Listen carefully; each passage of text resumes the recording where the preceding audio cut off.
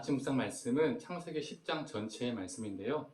1절과 마지막 절인 32절만 읽도록 하겠습니다. 먼저 1절입니다. 노아의 아들 셈과 함과 야벳의 족보는 이러하니라. 홍수에 그들이 아들을 낳았으니. 32절입니다. 이들은 그 백성들의 족보에 따르면 노아 자손의 족속들이요 홍수 후에 이들에게서 그 땅의 백성들이 나뉘었더라. 아멘.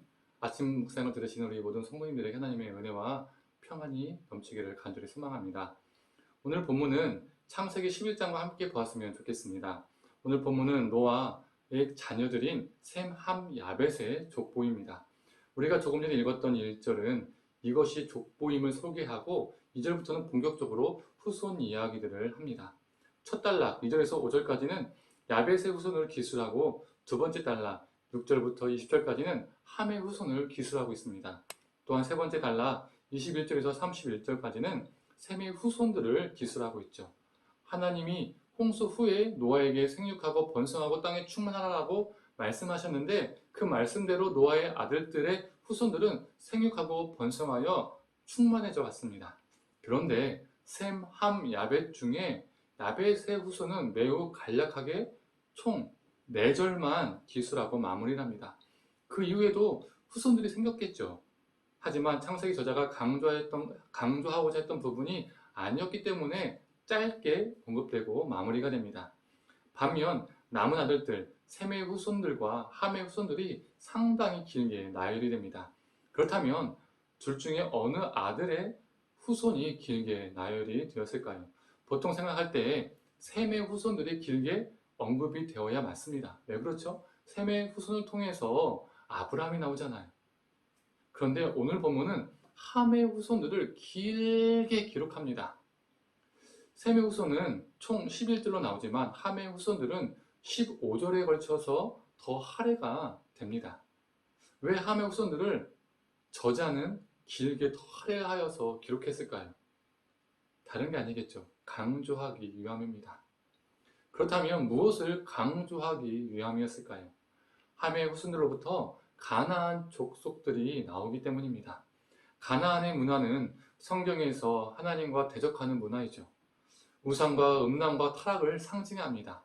이스라엘을 유혹하고 괴롭혔고 이스라엘의 올무가 되는 상징이기도 했습니다.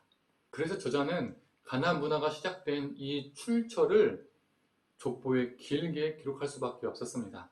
이러한 이유로 15절에 걸쳐서 함의 후손들을 기술한 것이라면 이번에는 더 중요한 셈의 후손들은 그 이상으로 기술해야 하는 것이 맞지 않을까요? 셈의 후손들을 통해서 아브람뿐만 아니라 이삭도, 야곱도, 요셉도, 다윗도, 심지어 예수님도 나오시잖아요. 그런데 왜 저자는 함의 후손들보다 더 적게 셈의 후손들을 기록했을까요? 그런데 실제는요, 적게 기술한 게 아닙니다. 11장 바벨탑 사건 다음에 엄청나게 셈의 후손들이 기록됩니다. 11장 총 32절 중에 1절부터 9절까지 이 바벨탑 사건이고 나머지 23절은 셈의 후손들을 기록하고 있습니다. 아브라함의 아버지인 데라의 족보도 나오지만 데라도 어떻습니까? 셈의 후손이죠.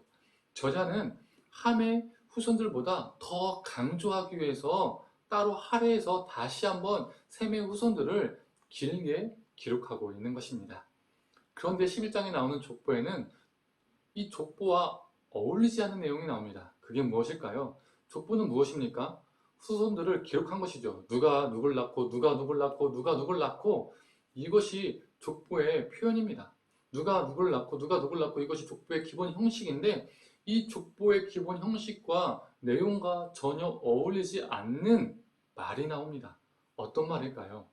11장 30절의 말씀입니다. 사례는 임신하지 못함으로 자식이 없었더라.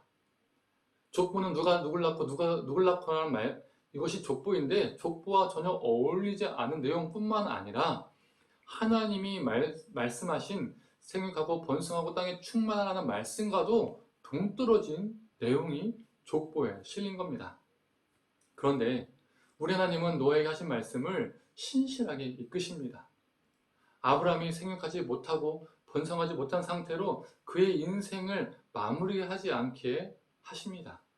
사람의 능력으로 더 이상 할 수 있는 것이 없을 때 하나님께서 역사하셨고 그에게 이삭을 주셨지요. 아브라함은 믿음의 조상이기도 했지만 분명 연약하고 부족한 사람임에도 맞습니다. 하지만 우리 하나님은 자신의 약속을 신실하게 지켜나가셨습니다. 그리고 하나님은 가나안 문화와 대비되는, 즉 세속 문화와 대비되는 삶이 무엇인지, 가나안 문화와 다르게 사는 것이 무엇인지 아브라함과 그가 낳은 자손들을 통해서 계속적으로 성경을 통해서 우리에게 말씀하고 계십니다. 그리고 그 모든 것을 인간이 아닌 하나님께서 이끄심을 보여주고 있습니다.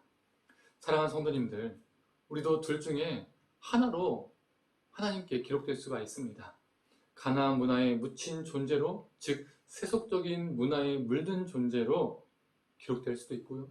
또 하나는 가나안 문화와 대조되는 구별된 존재로 기록될 수 있습니다. 우리의 인생이 하나님께, 그리고 우리 후대에게, 이웃에게 어떻게 우리 삶이 기록되기를 원하십니까? 우리는 분명 연약하고 부족합니다.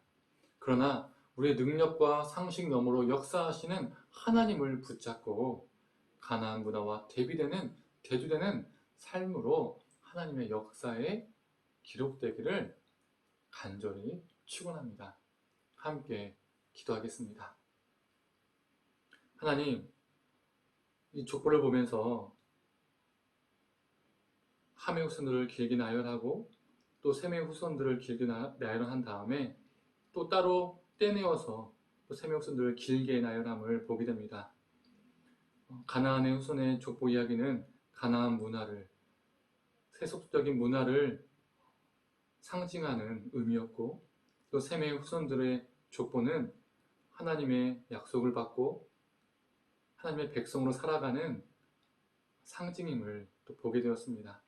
하나님, 우리가 하나님의 역사 속에서 가나안 문화에 묻힌, 세상 문화에 묻힌 존재로 기록되는 것이 아니라 신실하시고 우리를 사랑하시고 우리에게 은혜를 베푸시는 하나님을 붙잡고 하나님의 백성으로, 하나님께서 원하시는 그 선한 삶으로 살아내어서 하나님의 역사에 존귀하게 기록될 수 있는 우리가 되게 하여 주시옵소서.